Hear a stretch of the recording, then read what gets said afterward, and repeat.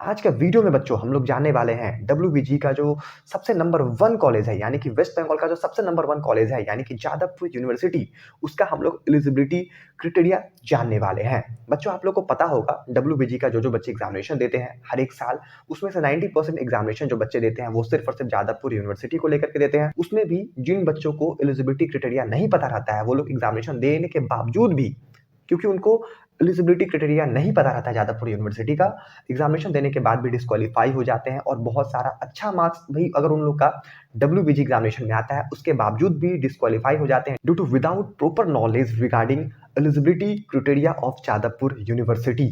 तो ये वीडियो सिर्फ और सिर्फ आपके लिए बच्चों, इस वीडियो को इन तक वॉच कीजिएगा और गौर से देखिएगा कि जादवपुर यूनिवर्सिटी का क्या एलिजिबिलिटी क्राइटेरिया है। तो अगर आप लोग बच्चों जनरल स्टूडेंट हैं उनके लिए क्या होना चाहिए और क्या एलिजिबिलिटी है, ये चीज आप लोग सबसे पहले देख लीजिए। फिजिक्स केमिस्ट्री मैथमेटिक्स में बच्चों आप लोग का 60% मार्क्स होना चाहिए और ओनली मैथमेटिक्स में 60% मार्क्स होना चाहिए। अगर आप लोग रिजर्वेशन स्टूडेंट है, रिजर्वेशन मतलब कि जनरल ओबीसी एससी एसटी अगर आप लोग हैं तो आपका पीसीएम में 45% मार्क्स होना चाहिए और ओनली मैथमेटिक्स में 45% मार्क्स होना चाहिए।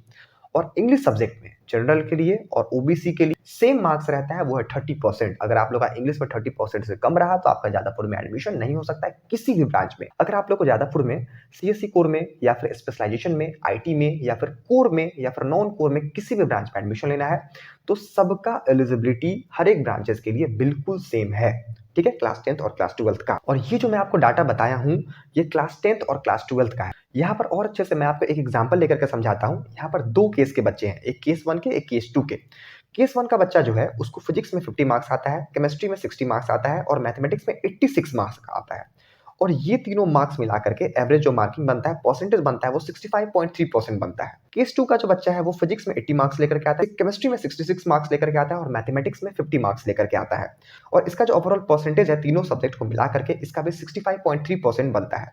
दोनों केस का मतलब केस 1 का और केस 2 का दोनों का सेम परसेंटेज मार्क्स बन रहा है। केस 1 वाला बच्चा एलिजिबल होगा लेकिन केस 2 वाला बच्चा एलिजिबल नहीं होगा। 60% तीनों सब्जेक्ट मिला करके उसके बावजूद भी केस 2 वाला जो बच्चा है वो एलिजिबल नहीं हो पाएगा। क्यों नहीं हो पाएगा? सिर्फ एक कारण है, मैथमेटिक्स का जो मार्क्स है वो 60% से कम है केस 2 वाले को, इसीलिए केस 2 वाला रिजेक्ट हो गया है। और केस 1 वाला का तीनों में 60% से ज्यादा मार्क्स है और मैथमेटिक्स में भी 60% से ज्यादा मार्क्स है, इसीलिए केस 1 वाला बच्चा जो है वो सिलेक्ट हो गया है, रिजेक्ट नहीं हुआ है। तो आई होप बच्चों यहाँ तक आप लोग प्रॉपर अच्छे से समझ गए होंगे।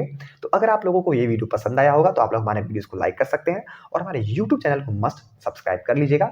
और डब्ल्यूबीजी से रिलेटेड या फिर जेईई मेन से रिलेटेड या फिर जादवपुर यूनिवर्सिटी से रिलेटेड या फिर आईएम जेईई से रिलेटेड या फिर अगर आप लोग को वेस्ट बंगाल को कोई भी कॉलेज का रिव्यू देखना है या फिर कैंपस टूर देखना है या फिर इस एग्जामिनेशन का कुछ भी अपडेट चाहिए तो आप लोग हमारे यूट्यूब चैनल को सब्सक्राइब मस्ट कर लीजिएगा, क्योंकि आपको इसी यूट्यूब चैनल पर सब कुछ मिल रहा होगा।